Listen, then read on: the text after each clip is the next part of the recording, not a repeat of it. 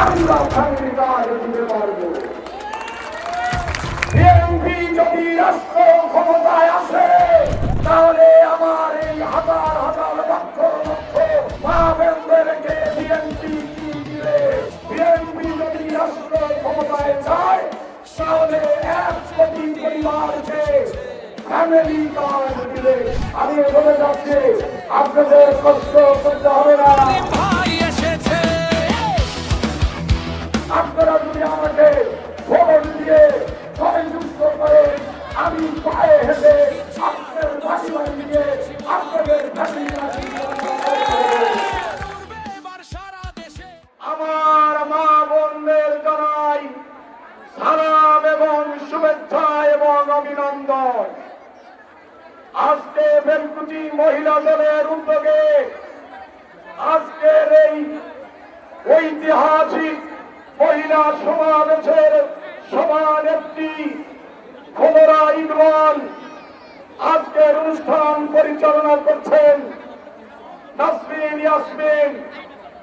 আজকে আমরা এমন একজন মানুষকে প্রধান অতিথি হিসাবে এনেছি।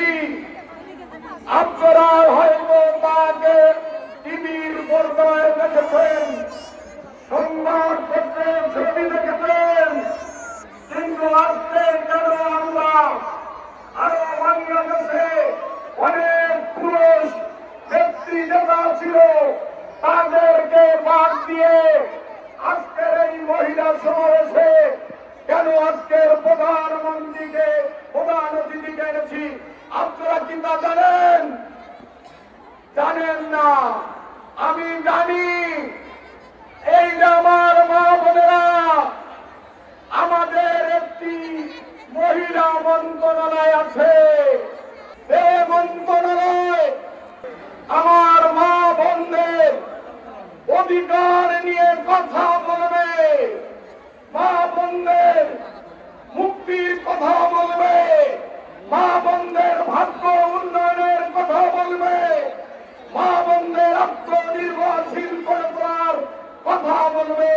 সেই মন্ত্রণালয়, সেই মহিলা বিষয়ক মন্ত্রণালয়ের আগামী দিনে উনি মন্ত্রী হবেন। এই কারণে আজকে আমরা তাকে আমাদের এখানে প্রধান অতিথি করেছি। আমি আপনাদেরকে বলতে চাই, দাড়ি পাল্লায় ভোট দিলে ছান্নার পাওয়া যাবে, তাহলে কি আমাদের নামাজ রোজা কালেমা হজ যাকাত দরকার আছে? দরকার আছে? দাড়ি পাল্লায় ভোট দিলে জান্নাত পাওয়া যায় না।